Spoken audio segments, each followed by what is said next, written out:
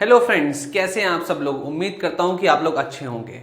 आज हम लोग आपके सामने एक बहुत ही इंपॉर्टेंट सीरीज लेकर आए हैं, जिसमें आज हम लोग आपको बताएंगे कि किस तरीके से ग्रेजुएशन के बाद आप डिफेंस को ज्वाइन कर सकते हैं। तो ये जो सीरीज होगी इसमें बहुत सारे वीडियोस आएंगे और आज की वीडियो में मेनली हम लोग बात करने वाले हैं कि कौन कौन से एग्जाम हैं जिसमें आप ग्रेजुएशन के बाद आप डिफेंस ज्वाइन कर सकते हैं। तो चलिए शुरू करते हैं। तो आज अगर हम लोग बात करते हैं तो सबसे पहले आपको ये समझना होगा कि ग्रेजुएशन के बाद आपके पास कुछ लोग आर्ट साइड के होते हैं, कुछ लोग साइंस साइड के होते हैं, कुछ लोग इंजीनियरिंग साइड के होते हैं। तो कौन कौन किस किस तरीके से डिफेंस को ज्वाइन कर सकता है। और उसमें अगर देखा जाए सब लोगों के लिए कॉमन एग्जामिनेशन है जिसको हम लोग बोलते हैं CDS।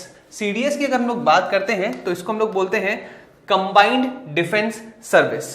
दूसरा एग्जामिनेशन जो खासकर BSc वाले जो बच्चे हैं वो दे सकते हैं, उसका नाम है FCAT। FCAT की अगर हम लोग बात करें तो ये एयरफोर्स कॉमन एडमिशन टेस्ट कहलाता है। इसके बाद जो खासकर ग्रेजुएशन वाले जो बच्चे होते हैं वो आपका SSC टेक नाम का एक एंट्री एग्जामिनेशन होता है जो कि डायरेक्ट आपको SSB मिलती है वहां पे देने के लिए, उससे आप जा सकते हैं। और उसके बाद एक आखिरी वाला जो होता है वो होता है इंडियन आर्मी TGC एंट्री। ठीक है, ये भी आपका मेरिट बेस पर होता है और इसमें भी आपकी डायरेक्ट SSB होती है। तो आज हम लोग जो वीडियो में बात करने वाले हैं वो बात करने वाले हैं CDS की। तो CDS में इसकी नोटिफिकेशन कब आता है, ये किस तरीके से एग्जाम होता है, इसका एग्जाम पैटर्न क्या है, इन सारी चीजों के बारे में हम लोग आज बात करने वाले हैं। तो चलिए शुरू करते हैं।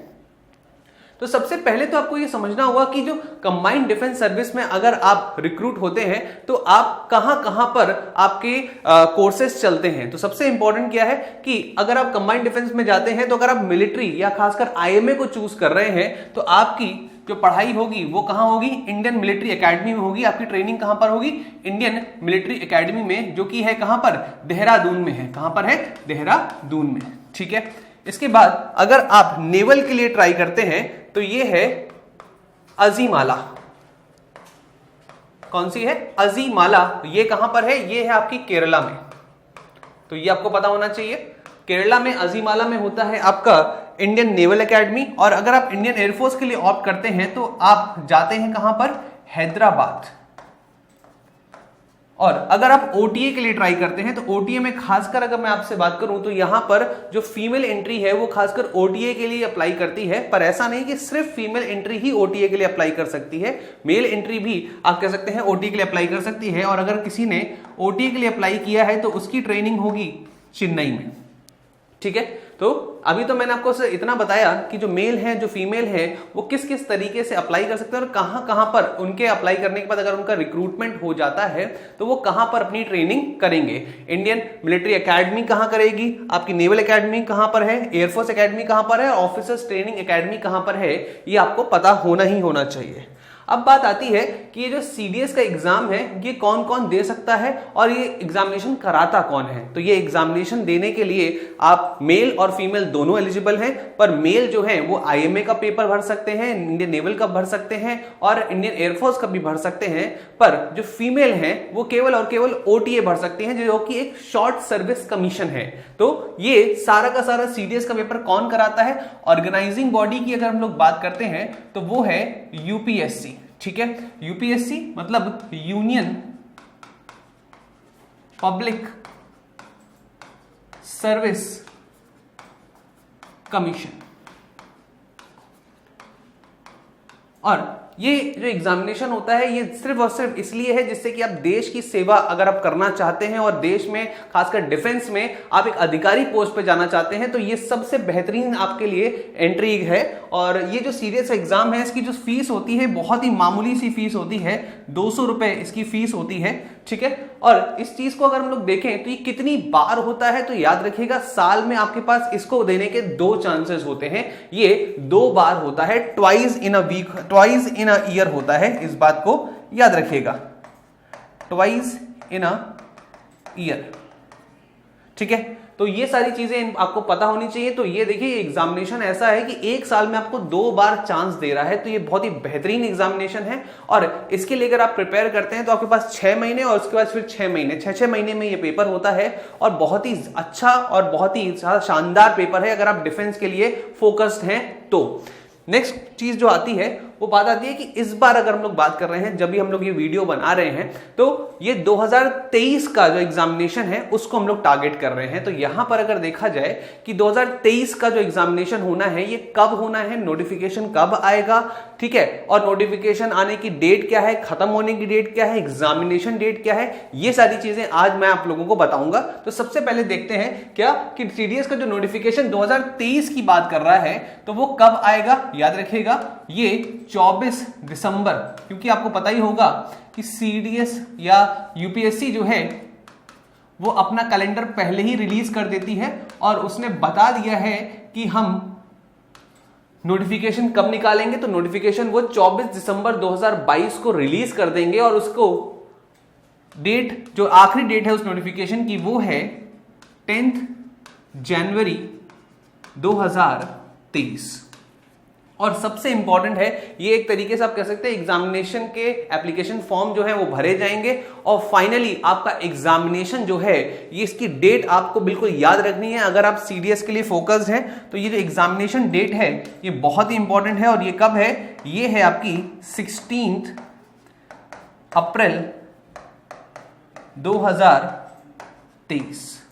और मेनली अगर आप 16 अप्रैल 2023 के लिए आप अप्लाई करने की सोच रहे हैं तो मैं आपको पहले समझा दूं कि यहां पर आप अप्लाई तब कर सकते हैं या तो आप अपने ग्रेजुएशन के 3rd ईयर में हैं या फिर आपने अपना ग्रेजुएशन कंप्लीट कर लिया है, ठीक है। तो ये दोनों ही चीज खास है, इसलिए मैं सीडीएस सबसे पहले लेकर आया हूं क्योंकि यही एक ऐसा एग्जामिनेशन है जिसमें आप 3rd ईयर में होते हुए भी एग्जामिनेशन दे सकते हैं और अपना ग्रेजुएशन खत्म करते करते डिफेंस में एक ओहदे पर पहुंच सकते हैं, कमीशन पोस्ट पर पहुंच सकते हैं।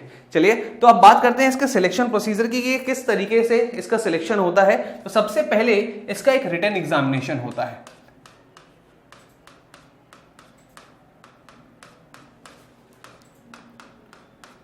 एक रिटन एग्जामिनेशन होता है जो कि जिसमें 3 चीजें आती हैं, ठीक है। उसके बाद अगर आपने ये रिटन एग्जामिनेशन निकाल लिया तो आपकी 5 दिन की एसएसबी होती है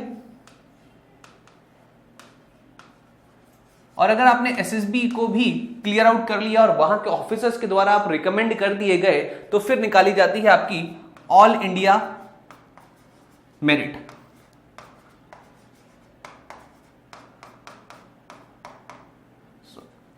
ऑल इंडिया मेरिट, अब ध्यान समझिएगा, ऑल इंडिया मेरिट की अगर हम लोग बात करते हैं तो ये ऑल इंडिया मेरिट, इसके बाद ऑल इंडिया मेरिट जो है सबसे आखिरी में निकाली जाती है। एसएसबी के बाद एक और चीज होती है जो मैं बताना भूल गया था आपको, वो होता है मेडिकल। अगर आपने मेडिकल आपने निकाल लिया है या मेडिकली फिट है अगर आप, तो उसके बाद आपकी ऑल इंडिया रैंक निकाली जाती है।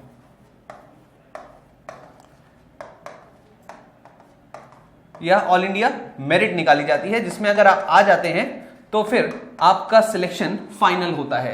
तो रिटन एग्जामिनेशन होता है, फिर आपकी 5 दिन की एसएसबी होती है जिसमें अलग अलग चीजें आपसे कराई जाती हैं। फिर आपका मेडिकल होता है, मेडिकल टेस्ट होता है और मेडिकल टेस्ट अगर आपने पास कर लिया है तो फिर आपका ऑल इंडिया मेरिट निकलती है जिसमें फाइनल बताए जाते हैं कि कौन कौन बच्चे सिलेक्ट हुए हैं। तो क्वेश्चन आता है कि सर सबसे पहला जो प्रोसीजर है वो है रिटन एग्जामिनेशन। तो रिटन एग्जामिनेशन में क्या क्या आता है तो देखिए जरा ध्यान से। रिटन एग्जामिनेशन की जब हम लोग बात करते हैं तो ये हमेशा संडे को होता है और सबसे खास बात ये है कि ये एक दिन में 2-2 घंटे के 3 पेपर लेता है, तो काफी हेक्टिक है। आपको पता ही है कि ये इंडिया में कमीशन पोस्ट पाने का एक बहुत ही बेहतरीन सुनहरा मौका रहता है, तो उसमें टफनेस जो होती है वो अपने आप थोड़ी बढ़ जाती है, क्योंकि यहाँ पे इंग्लिश का एक पेपर होता है 2 घंटे का, उसके बाद आपका जीएस का 2 घंटे का पेपर होता है और उसके बाद एलिमेंट्री मैथमेटिक्स का 2 घंटे का पेपर होता है। इन दोनों में अगर देखा जाए तो जो बच्चे ओटीए के लिए अप्लाई नहीं करते हैं, या सॉरी कह सकते हैं कि ओटीए के लिए ही अप्लाई करते हैं, तो उनको एलिमेंट्री मैथमेटिक्स देने की जरूरत नहीं है। तो इसका मतलब क्या हुआ कि ओटीए वाले जो बच्चे होंगे ये पेपर नहीं देते हैं। तो ओटीए के लिए केवल और केवल कौन सा पेपर होता है? जनरल नॉलेज का और इंग्लिश का। बाकी जितनी भी आपकी एंट्रीज हैं, जितनी भी आप चॉइसेस डालेंगे ओटीए को छोड़ के, उसमें आपको ये तीनों पेपर देने होने अनिवार्य हैं। आपको ये तीनों पेपर देने ही देने हैं, ठीक है। तो अगर मैं आपसे बात करता हूं तो ये इंग्लिश का पेपर होता है, ये सबसे पहला पेपर होता है, सुबह 9 से 11 ये पेपर होता है, और उसके बाद 1 घंटे का गैप, और उसके बाद आपका ये 12 बजे से 2 बजे तक ये पेपर होता है, और फिर 1 घंटे का गैप आता है। और अगर आपने मैथ्स के लिए अप्लाई किया हुआ है तो 3 से 5 आपका पेपर होता है। देख सकते हैं आप कितना हेक्टिक पेपर है। पूरा एक दिन में ही आपके 6-6 घंटे के पेपर हो रहे हैं, और उसमें 1-1 घंटे के गैप के साथ। तो दिमाग का आप कह सकते हैं दही हो जाता है। तो उसको कैसे करना है, क्या करना है, क्या क्या इसका सिलेबस है, इन सब चीजों के बारे में हम लोग बात करेंगे अपनी नेक्स्ट वीडियो में। तो आज की जो इन्फॉर्मेशन अगर आप लोगों को अच्छी लगी हो तो प्लीज इसको शेयर करिएगा, लाइक करिएगा और सब्सक्राइब